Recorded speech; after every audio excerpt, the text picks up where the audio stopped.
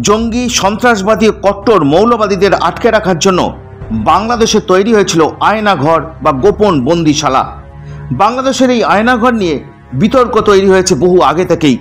শেখ হাসিনা সরকারের পতন হয়েছে, মৌলবাদীরা এখন দাপিয়ে বেড়াচ্ছে বাংলাদেশ জুড়ে। বাংলাদেশের কারাগারে যত জামাত জঙ্গিরা ছিল সবাইকে ছেড়ে দিয়েছে ইউনূস সরকার। মৌলবাদীদের শাসনে আর দরকার নেই এই আয়নাঘর, কারণ মৌলবাদীরা প্রকাশ্যে খুন করছে যাদের তারা অপরাধী বলে মনে করছে। তাই আয়নাঘর রাখার আর কোনো যুক্তি নেই। ইউনূস সরকার এই আয়নাঘর বন্ধ করে দেওয়ার সিদ্ধান্ত নিয়েছে। বিএনপি জঙ্গি দমন বাহিনীকে অর্থাৎ র্যাপিড অ্যাকশন ব্যাটালিয়নকে বিলুপ্তি করার সুপারিশ করেছে। ভাবতে পারেন বাংলাদেশ কোন জায়গায় যাচ্ছে, অর্থাৎ মৌলবাদীদের শাসন পুরোদমে কায়েম করার চেষ্টা হচ্ছে বাংলাদেশে।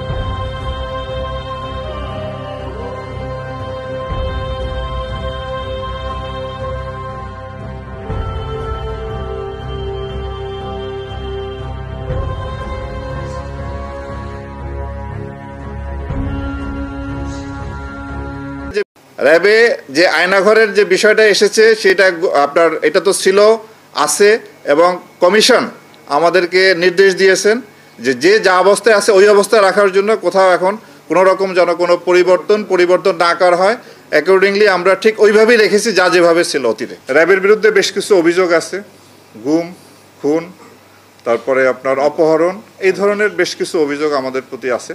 তা আমি আপনাদের মাধ্যমে দেশবাসীকে জানাতে চাই যে র্যাব সৃষ্টির পর আজ পর্যন্ত যে সমস্ত জনগণের যারা র্যাব দ্বারা নির্যাতিত বা অত্যাচারিত হয়েছেন তাদের কাছে, এবং যারা হত্যাকাণ্ডের শিকার হয়েছেন যেমন নারায়ণগঞ্জে 7 খুন সহ যারা র্যাব কর্তৃক হত্যাকাণ্ডের শিকার হয়েছেন তাদের পরিবারের কাছে আমরা দুঃখ প্রকাশ করি এবং ক্ষমা প্রার্থনা করি।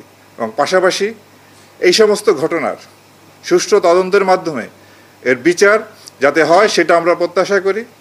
অন্তর্বর্তীকালীন সরকার গুম খুন কমিশন করেছেন, আন্তর্জাতিক অপরাধ ট্রাইব্যুনাল এই ধরনের অপরাধ কগনিজেন্সে নিয়ে এর বিচার কার্য পরিচালনা করছেন।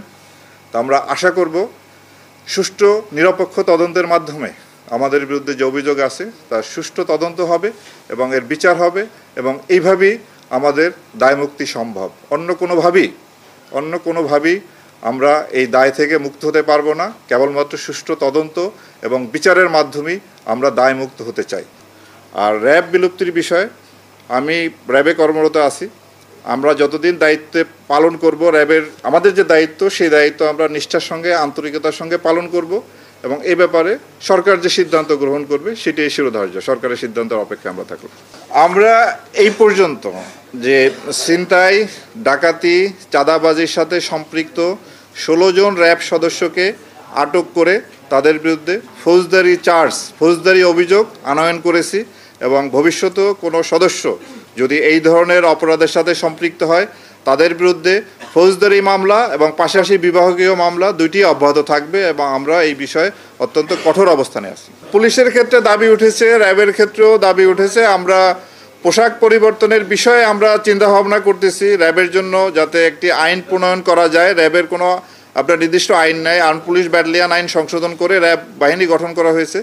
আমরা র্যাবের জন্য একটা আইন করার চিন্তাভাবনা করতেছি, এবং আর কোন ক্ষেত্রে সংস্কার আনা যায় সেই বিষয়ে আপনাদের মতামত, জনসাধারণের মতামত সাপেক্ষে আমরা পরবর্তী প্রয়োজনীয় ব্যবস্থা গ্রহণ করব। তবে পোশাকের ব্যাপারে আমি একটা জিনিস মনে করি যে পোশাকের চেয়ে গুরুত্বপূর্ণ যে মানুষটাকে এই পোশাকটা পরানো হয় তারা। যেমন আমরা প্রতিদিনই ইউনিফর্ম পরি, আপনারা এক দিন প্যান্ট পরেন, প্যান্ট শার্ট পরেন, স্যুট পরেন, পায়জামা পাঞ্জাবি পরেন, ব্যক্তি একই। সুতরাং একজন ভালো ব্যক্তি যে পোশাকই পরুক না কেন তার কাছ থেকে আমরা ভালো জিনিসই পাবো। খারাপ ব্যক্তিকে আমি যত ভালো পোশাক পরাই না কেন তার কাছ থেকে আমরা ভালো কিছু পাবো না। তারপরও যেহেতু পোশাকের ব্যাপারে একটা মতামত আসছে, আমরা এটা